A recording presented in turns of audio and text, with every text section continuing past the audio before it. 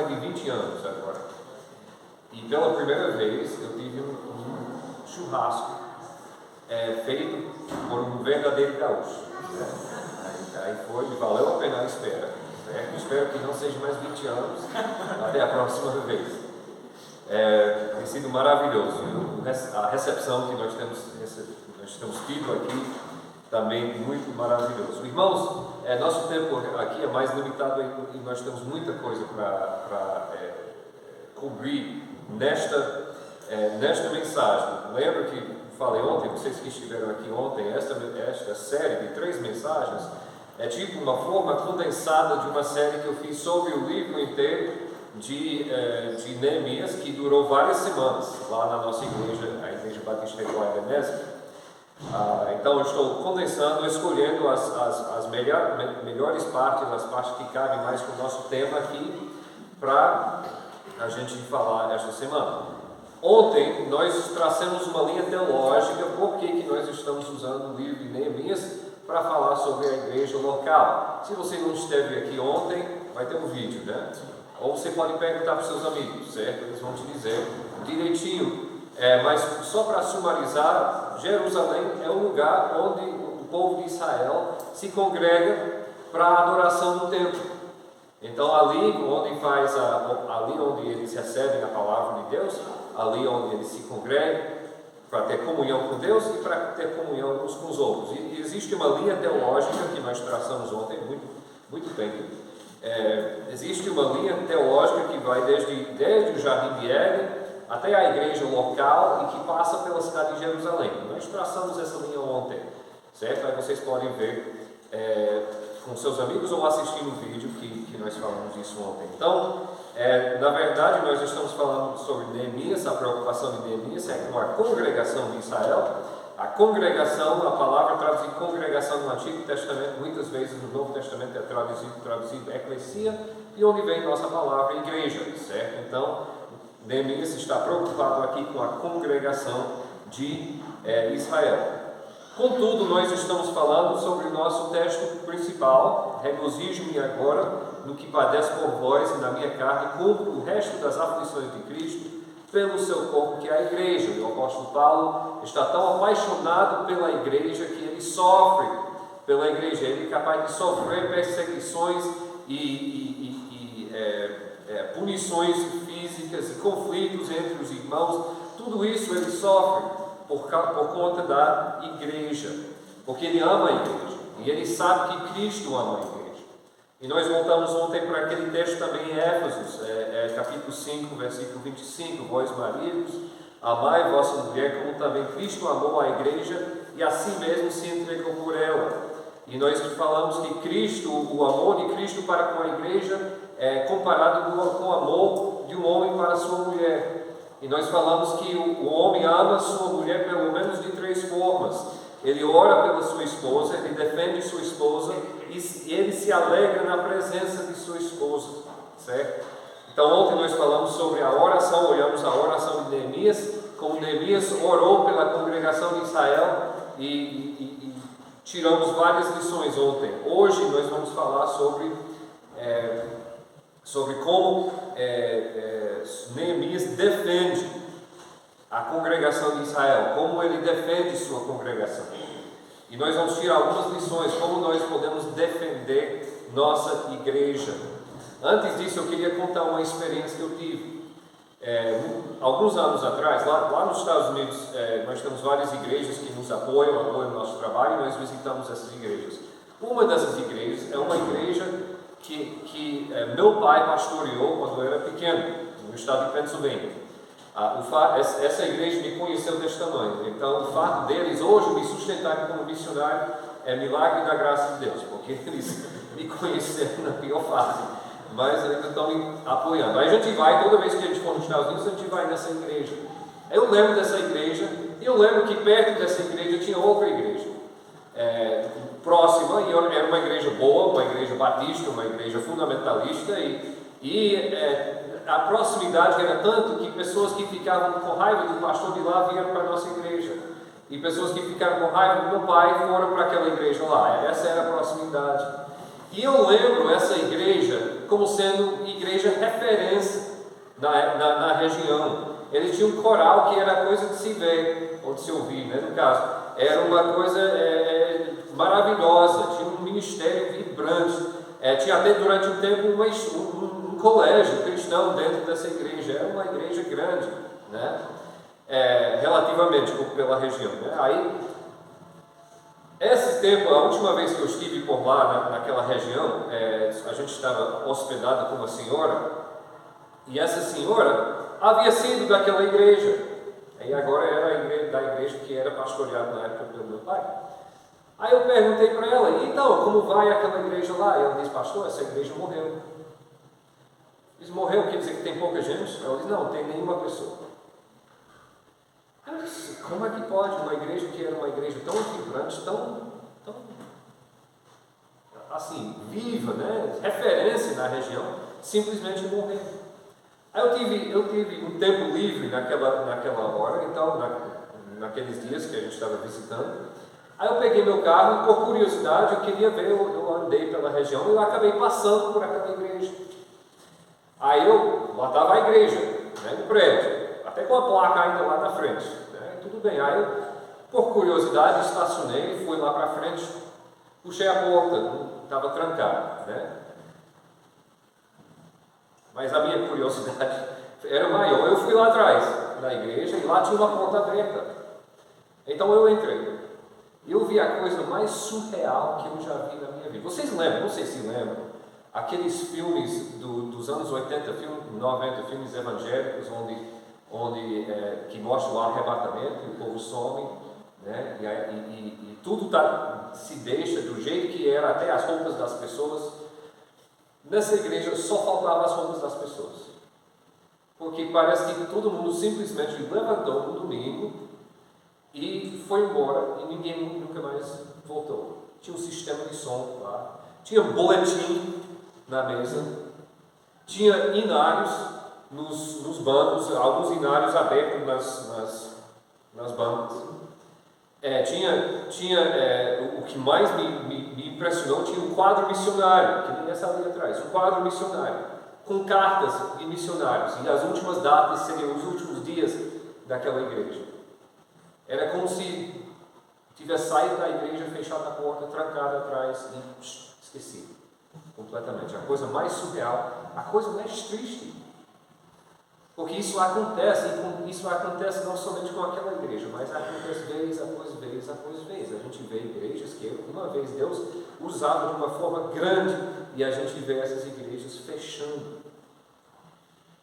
Então, meu objetivo, e pelo que eu estou vendo aqui, não existe perigo disso acontecer.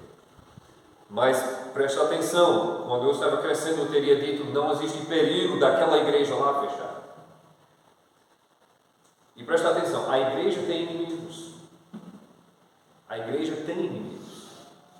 Nós vivemos no mundo, nós vivemos uma realidade onde o príncipe dos poderes, dos lugares altos, ele quer fazer o quê? Ele quer destruir a igreja. E fará de tudo para destruir.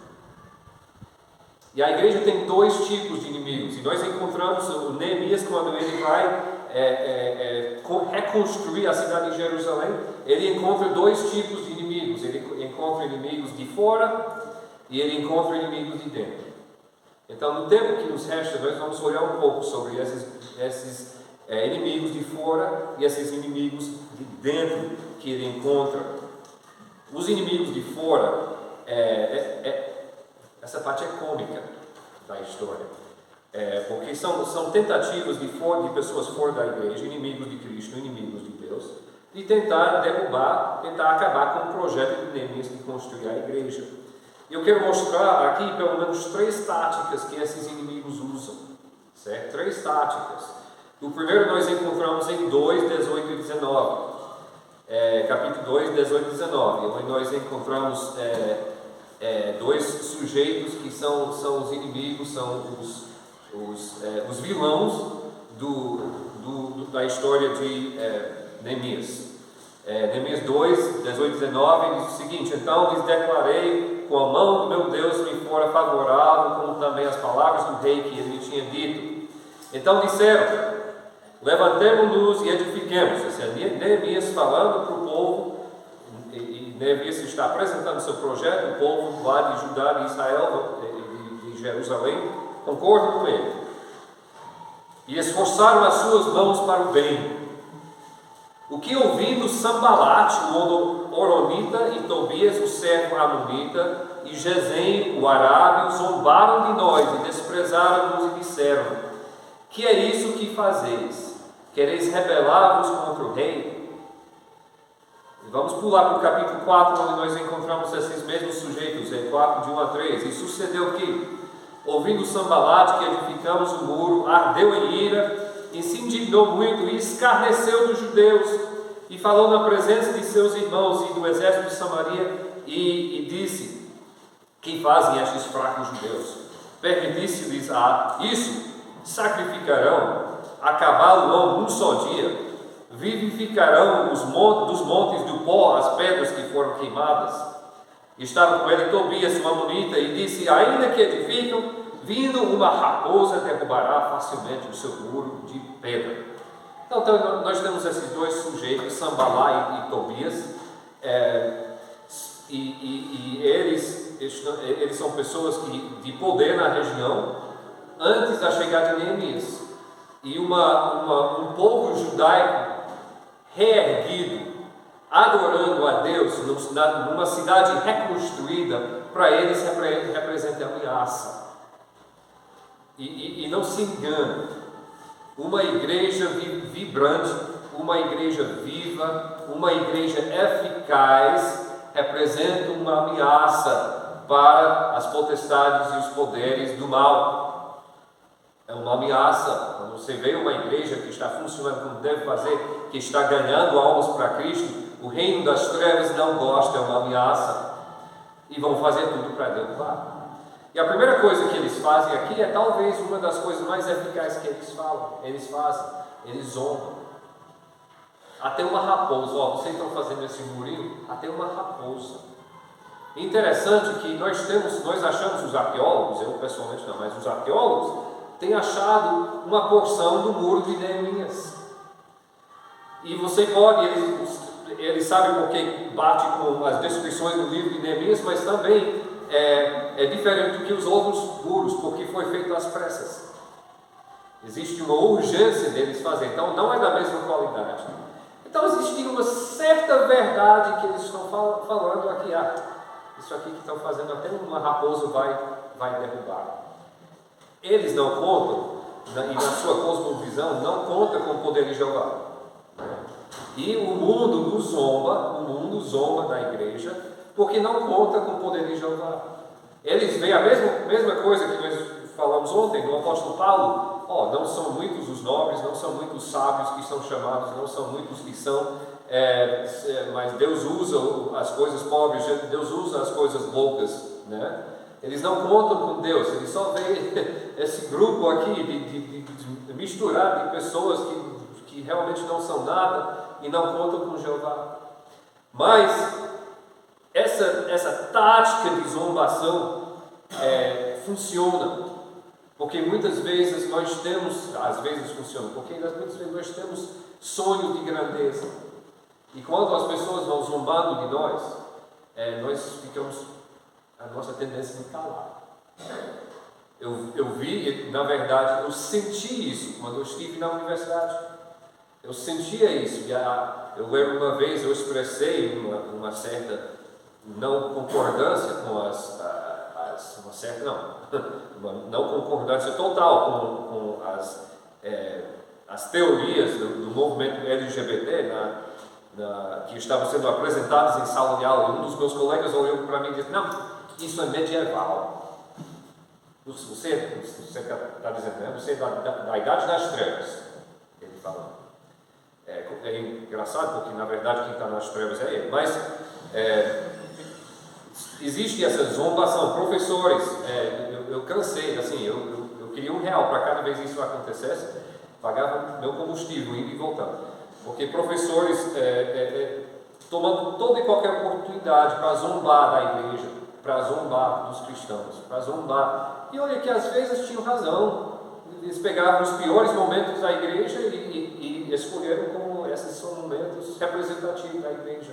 Mas esquecem do poder de Jeová. Qual a resposta de Neemias? Ele diz, eu lhes respondi e disse: o Deus dos céus é o que nos fará prosperar, e nós, seus servos, nós levantaremos e edificaremos, mas vós não tendes partes, nem justiça, nem memória em Jerusalém. O que Neemias está dizendo? Olha, nós vamos continuar, e independente do que vocês vão falando, nós vamos continuar, porque nós sabemos que Jeová está do nosso lado. Eu achei isso me ajudou muito, essa atitude de Neemias me ajudou muito em ambientes seculares, e para mim mais recente foi a universidade. E pode ser que tenha algum jovem aqui na universidade que enfrenta isso e tem medo de falar, como por exemplo é levantado a teoria da evolução ou outras coisas que são antibíblicas, por causa dessa zombação que acontece.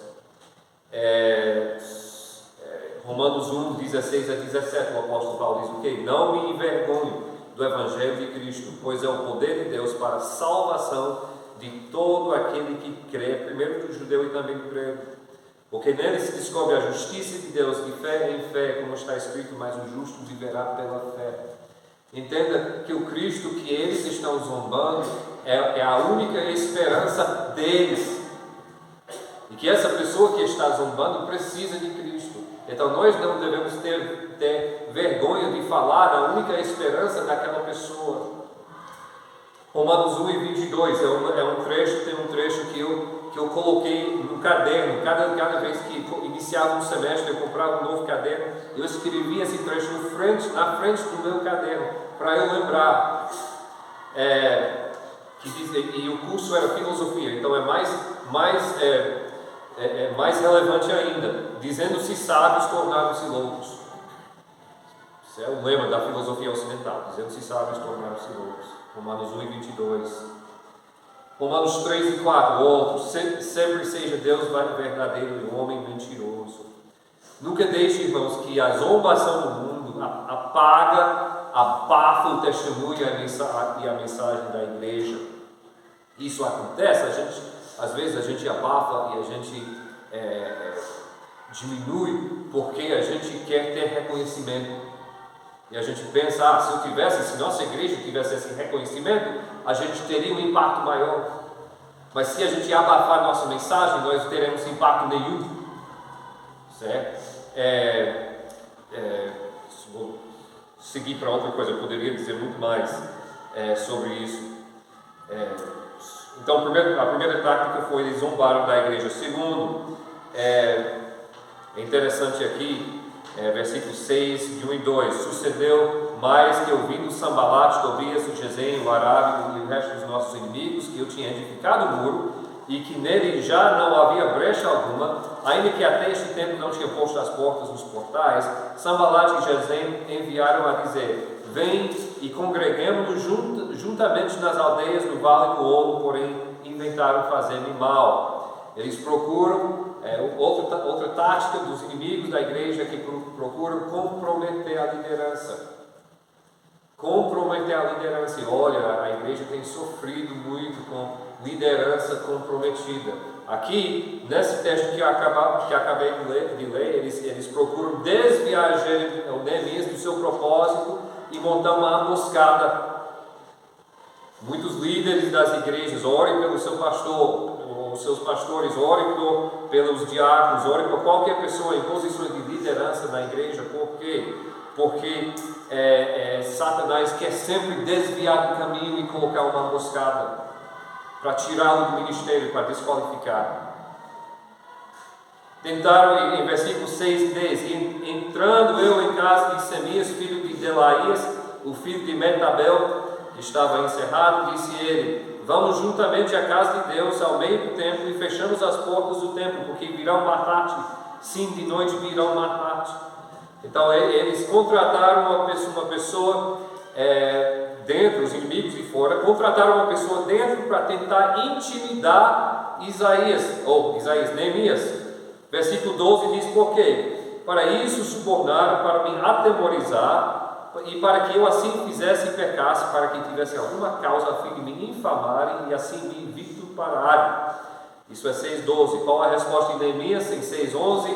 Porém eu disse: um homem como eu fugiria, e quem há como eu que entre no templo e viva? De maneira nenhuma entrarei.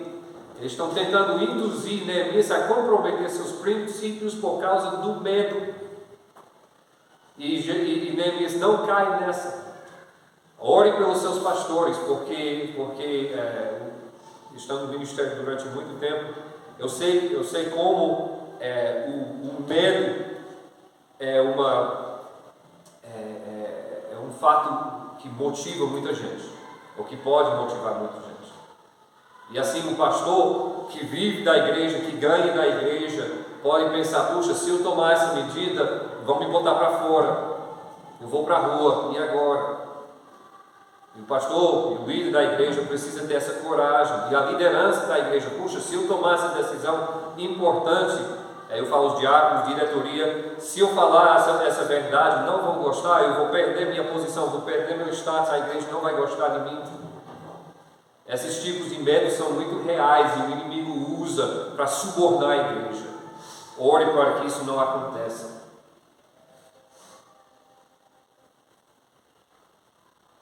Versículo 6, o capítulo 6, versículo 11, ele responde: porque porém eu disse, eu já li, né? Um homem como eu fugiria, e quem há como eu que entre no templo e vive, de maneira nenhuma entrarei. Aí, falhando nessas duas tentativas, eles tentaram mais uma coisa. Em 4, de 6 a 8, diz o seguinte: e sucedeu que ouvindo Sambalate, Tobias, e os arábios, e os amonitas, e os asdoditas, que tanto ia crescendo a reparação dos muros de Jerusalém, que já as alturas se começavam a tapar, iraram-se sobremodo, e ligaram-se entre si todos para virem atacar Jerusalém, para os desviarem do seu sentido. Então aqui, nós não conseguimos de outra forma, nós vamos levantar nossas tropas e nós vamos atacar fisicamente a igreja. E a gente vê isso acontecendo em vários lugares do mundo, inclusive isso é uma coisa que acontece mais do que eu gostaria de admitir no meu próprio país. Entra um louco e eles escolhem ou uma escola ou uma igreja e vão atirando. E morre gente. E isso é pouca coisa. A gente sabe que em países muçulmanos, como o país de Nigéria, a igreja sofre violência física como coisa do cotidiano.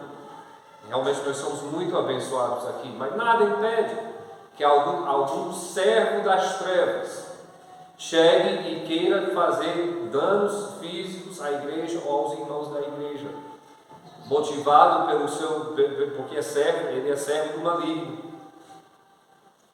Fazer o quê? Interessante que tiveram duas respostas. Em versículo 9, capítulo 4, versículo 9, porém, nós oramos ao nosso Deus e pusemos uma guarda contra eles, de dia e de noite, por causa deles. Eu acho interessante, eu não acho errado uma igreja procurar se defender. Quando começou essa febre lá nos Estados Unidos, a nossa igreja tomou medidas para proteger as pessoas, as mulheres, as crianças que estão dentro da igreja, para uma eventualidade. A gente precisa olhar os tempos em que estamos vivendo. E se é dentro dos nossos poderes, então eu não acho, baseado nisso, baseado no livro de Esther, eu não acho problema nenhum na autodefesa.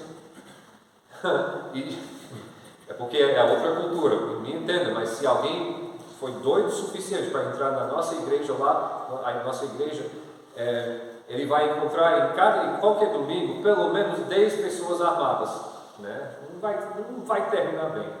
É a cultura que vive lá. Eles estão tomando as necessidades próprias. Nem todo mundo tem essa capacidade, nem toda a igreja tem essa possibilidade.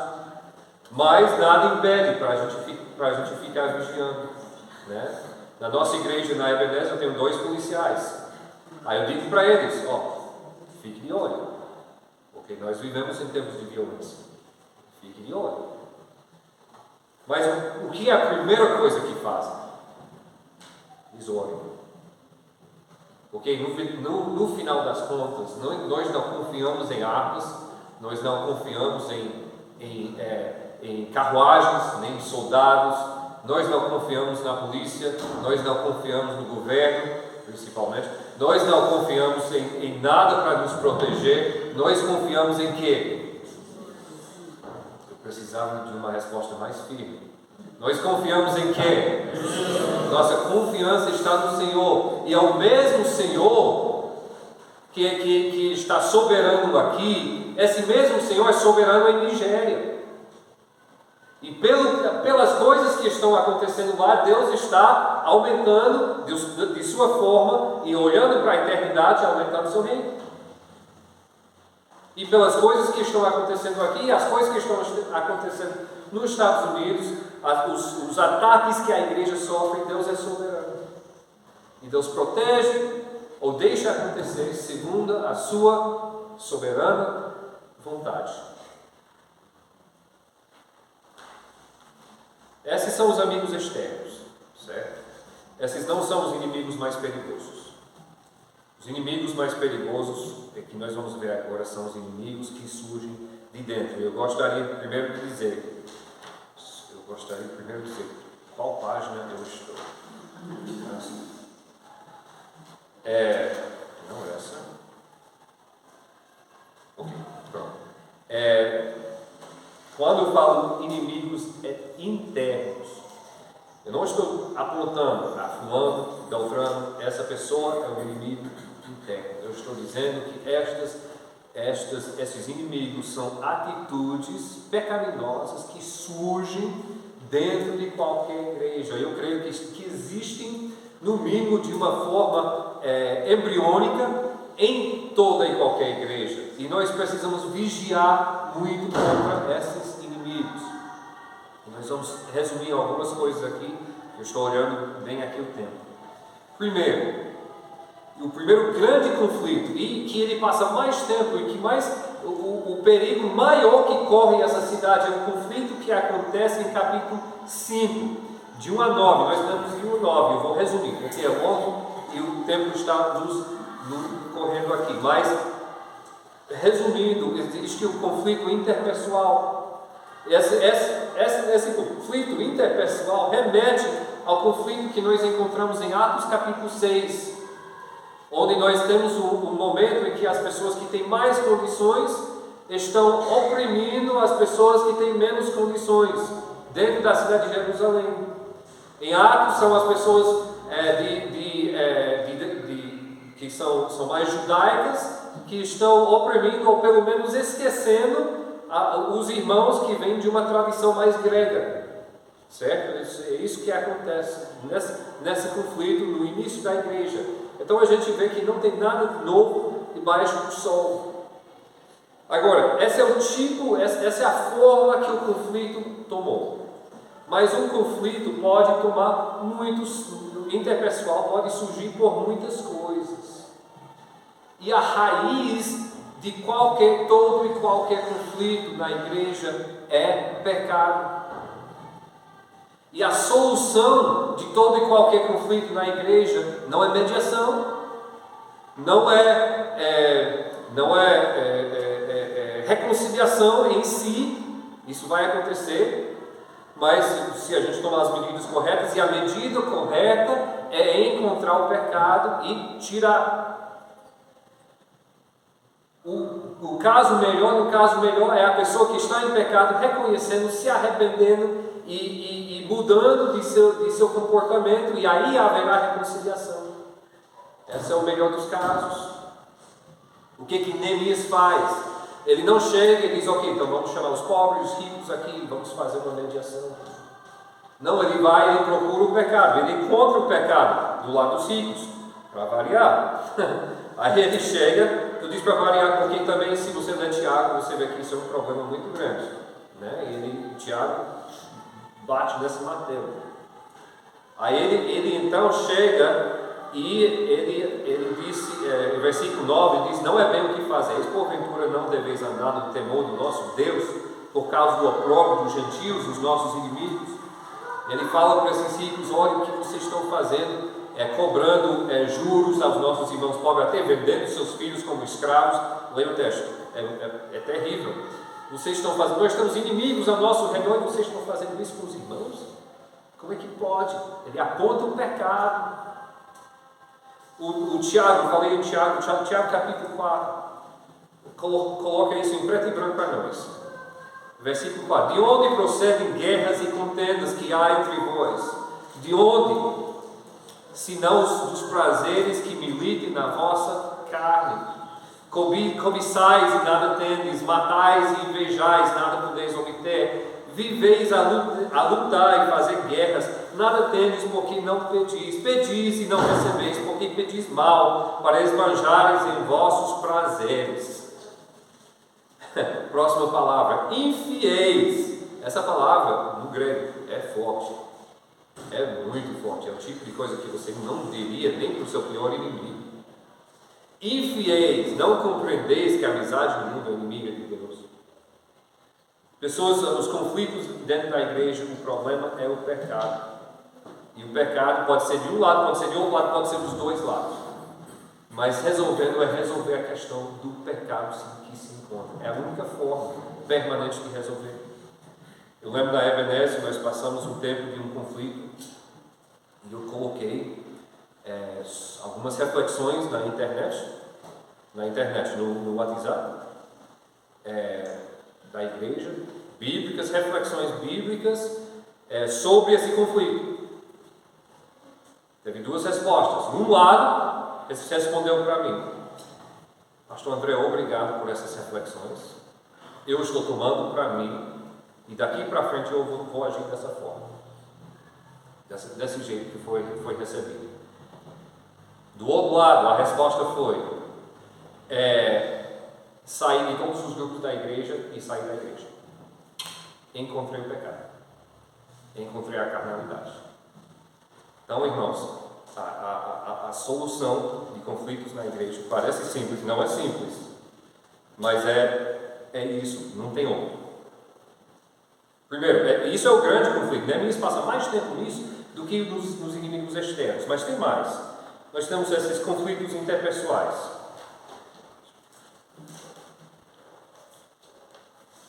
O irmão veio com a oferta de grampear. Antes, o irmão Daniel veio com a oferta de grampear. Deveria ter aceito essa oferta. Segundo, começando em capítulo 13, na verdade, ele vai alistando vários problemas que ele teve. Nós temos um problema de apostasia. Se vocês quiserem ler de 13, de 4 a 9. Eu quase coloquei isso como sendo dos inimigos externos, porque o que tem aqui é uma infiltração de pessoas de fora com pessoas de dentro. Eles estão infiltrando, tentando trazer, estabelecer uma presença no próprio templo. Uma presença pagã no próprio templo. Eu coloquei nos inimigos internos, porque para fazer isso, para o inimigo ser bem sucedido nisso, tem que ter cooperação de gente dentro. Por isso que é muito importante a gente vigiar por essa doutrina. É extremamente importante. Então isso aqui é apostasia, né? 13, se vocês quiserem anotar, 13, de 4 a 9. Mesmo capítulo de 15 a 18, nós temos duas ocasiões. A primeira ocasião, de 10 a 12, nós temos que os levitas e os que trabalhavam no templo estão sendo forçados a sair da cidade para trabalhar nos seus campos. Por quê? Porque o povo não está dando suas ofertas, não estão trazendo seus dízimos, não estão sustentando a adoração. Então, para poder comer, os levitas e os sacerdotes estão sendo forçados a abandonar o ministério para sair e trabalhar. Agora, eu dou graças a Deus por todo pastor que trabalha numa igreja pequena, que não tem condições e realmente vai precisar arrumar um trabalho, ou outra mulher arrumar um trabalho. Eu dou graças a Deus. Mas quando o pastor é forçado a fazer isso, porque a igreja não está sendo fiel, é um grande problema. É um problema enorme que nós temos, e a raiz disso também é pecado. Eu coloquei aqui materialismo. É o inimigo interno da igreja, materialismo. Nós temos conflitos, pecado que leva a conflitos, nós temos apostasia, materialismo, a mesma coisa, o mesmo pecado se manifesta em 13, de 15 a 18, onde pessoas estão deixando de fazer o seu culto regular para engajar em atividades econômicas, deixando os momentos reservados para Deus para ganhar dinheiro. Isso é reflexo também da mesma ameaça que é o materialismo. Versículos de 13 a 15. Capítulo 3, de 15 a 18. E também nós temos mais um, em 13, de 23 a 27, nós temos, ele relata a situação em que muitos do povo judeu estavam tomando para si mulheres que eram dos povos ao redor. Agora vamos abrir um parêntese. A Bíblia é cheia, o Antigo Testamento é cheia de pessoas que vieram das nações pagãs, abraçaram Deus Jeová e se tornaram parte da nação de Israel. Inclusive no livro de Mateus nós temos 4 mulheres, não, são 3, né? 3 mulheres gentias mencionadas assim, que foram da nação de Israel, mas são trazidas para a nação de Israel, né? Porque abraçaram o Deus de Israel. Mas isso não é o caso aqui. É outra infiltração do inimigo que está colocando essas mulheres para deturpar a adoração do povo de Israel e trazer os outros deuses para lá. Esse é o problema. Esse é um problema perene na igreja. Meu pai usava muito uma analogia, porque aqui nós conhecemos cupim, né? O bichinho cupim lá no Maranhão nós temos muito. Vocês sabiam que o macho fica a vida toda dele nas trevas, debaixo do sol, fica a vida toda dele. Ele só sai para a luz uma vez na vida, que é para arranjar uma namorada, e depois ele volta para as trevas. Aí quantas vezes isso acontece em nossas igrejas? Quantas vezes você viu isso? Uma pessoa sai das trevas para chegar na igreja, para encontrar um par, e no momento, e pode até se converter e ser batizado, e pela minha vergonha já batizei um bocado desses. E depois ele volta para as trevas e a gente nunca mais vê a cara. Então isso é uma forma, e Satanás ataca a igreja dessa forma. E meu pai dizia, essa é a cupim. Aí a gente entendia o que era, né? Mas assim, isso é uma das formas, mas não é a única forma, por longe, que o mundanismo entra na igreja. Nós temos que tomar muito cuidado, irmão, de uma forma individual e de uma forma eclesiástica, de que parte nós estamos deixando entrar o mundanismo. E eu estou muito mais preocupado, eu estou muito mais preocupado com as filosofias mundanas que entram, do que as formas externas. Vou te dar um exemplo. Na minha igreja, nós cantamos músicas de vários autores, nós cantamos músicas da Voz da Melodia, do cantor cristão, algumas músicas mais contemporâneas, mas eu vigio muito o que é repassado nessas músicas. Eu não sou o tipo de pastor que o grupo de louvor tem que passar toda a música por mim antes de cantar, mas tem músicas que têm sido cantadas, aí depois eu chego para o grupo de louvor, essa aí não canta mais, porque repassa e repassa as músicas de hoje, parênteses, muito essa teologia da prosperidade, muito. Você precisa ter cuidado e ver isso aí, porque isso é mundanismo. A teologia de prosperidade é uma teologia, entre aspas, muito materialista, extremamente materialista. E não podemos deixar que isso tenha um brecha aqui no nosso meio.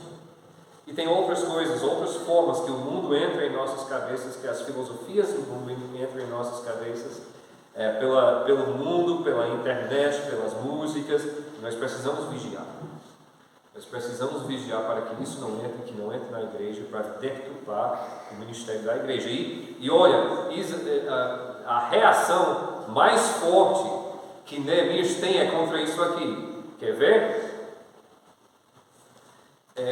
Versículo 25 de capítulo 13. Contendi com eles e os amaldiçoei e espanquei alguns deles e lhes arranquei os cabelos. Aqui a disciplina eclesiástica fica um pouco mais do que a gente gostaria de ver. Outros tempos, outros contextos. Pastor, não faça isso. Mas assim, veja a reação forte dele. Por quê? Porque ele reconhece a ameaça que é. Por quê? Porque ele sabe que foi por isso que Deus destruiu a nação antes. Que Deus destruiu Jerusalém. E uma igreja que se torna mundana, uma igreja que cede para qualquer uma dessas ameaças, é uma igreja que está na fila dos aposentados. Agora eu vou fazer essa igreja que eu falei no início. Morreu.